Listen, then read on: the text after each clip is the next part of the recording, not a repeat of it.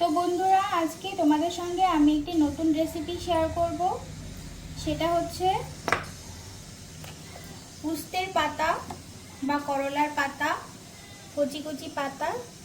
এই পাতাগুলো হচ্ছে ভেজে খাওয়া যায় অনেকভাবে। তো আজকে আমি একটু অন্যরকমভাবে এটা ভেজে খাবো। এই দেখো, খুবই কচি কচি এই পাতাগুলো। তো এই পাতাগুলো আমি কি করেছি, এখানে সামান্য একটু বেসন, তার মধ্যে পরিমাণ মতো লবণ, হলুদ আর অল্প একটু চিনি দিয়েছি স্বাদের জন্য। তারপরে খুব ভালোভাবে পাতাগুলোকে এইভাবে আমি চটকে নিয়েছি। তারপরে এখন তেলটা গরম হয়ে গেলে আমি এটাকে খুবই অল্প অল্প শেপ করে দিয়ে চপের মতো করে ভেজে নেব। তো তেলটা গরম হওয়া পর্যন্ত একটু অপেক্ষা করছি। তো দেখো, আমি ঠিক এইভাবে করে দিচ্ছি। যেহেতু আজকে আমার করলা পাতার সংখ্যাটা একটু কম, এই জন্য ভাজিগুলো একটু কম পরিমাণেই হবে, কিন্তু তাতে কোনো সমস্যা নেই। উস্তে বা করলা যাই বলি না কেন, তাতে কিন্তু প্রচুর পরিমাণে ভিটামিন থাকে।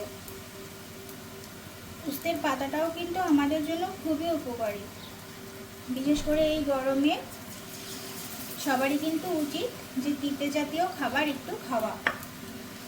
তো দেখো, আমি কড়াইতে দিয়ে দিলাম আমার কাছে যতটুকু পাতা ছিল তা দিয়ে। এইটুকু পরিমাণ ভাজিই হবে। দেখো, বাটিতে আর কিছুই নেই, শুধু বেসনটুকু পড়ে আছে। তো দেখো, আমি এগুলোকে এখন খুব লাল লাল করে ভেজে নেব। তো বন্ধুরা, তোমরা সবসময় একটা জিনিস খেয়াল রাখবে যে কোনো কিছু ভাজাভুজি করার সময় যেন তেলটা খুব ভালোভাবে গরম হয়ে যায়। তারপরে যেন তোমরা মানে এই চপ বা ভাজা এই জিনিসগুলো যেন তেলের পর দেওয়ার চেষ্টা করবে সবসময়। কারণ যদি তেলটা ভালোভাবে গরম না হয় তাহলে কিন্তু নিচে লেগে যাওয়ার একটা সম্ভাবনা থাকে। তো দেখো, তোমরা খুব ভালোভাবে কিন্তু আমি তেলটাকে গরম করে নিয়েছিলাম, যার জন্য আমার কিন্তু উল্টাতে একটুও সমস্যা হচ্ছে না এবং কড়াইয়ের গায়ে কিন্তু কোনো কিচ্ছু লেগে নেই। দেখো, খুব ভালোভাবে কিন্তু আমি এটাকে উল্টে নিতে পারলাম। দেখো, ঠিক এইভাবে লাল লাল করে মুচমুচে করে আমি এগুলোকে ভেজে নেব। এক সাইড আমার তো ভাজা হয়েই গেছে, আর এক সাইড আমি উল্টে দিলাম।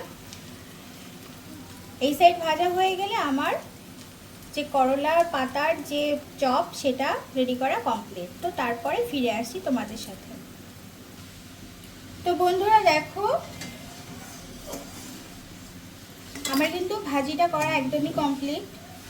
আমি একটু তেল ঝরানোর জন্য একটু সাইড করে রেখেছিলাম। যে কোনো ভাজাভুজি বা চপ এরকমভাবে কিন্তু আমি ভাজার পরে একটু সাইড করে রাখি, যাতে করে এক্সট্রা তেলটা যেন ঝরে যায়। তো দেখো, খুবই অল্প পরিমাণে হলে কি হবে, এটা কিন্তু খেতে খুবই সুস্বাদু হয়, আর এটা কিন্তু খুব উপকারী একটা জিনিস। তো আমার দেখানো পদ্ধতিতে তোমরা বাসায় অবশ্যই ট্রাই করবে এবং আমাকে অবশ্যই কিন্তু ভিডিওর কমেন্টে জানাবে যে কেমন লাগলো তোমাদের এই করলার পাতার চপটি খেতে।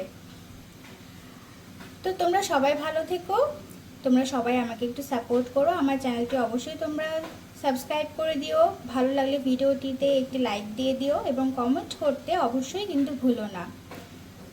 তো তোমরা ভালো থেকো, সবাইকে শুভ দুপুর, টাটা, বাই বাই।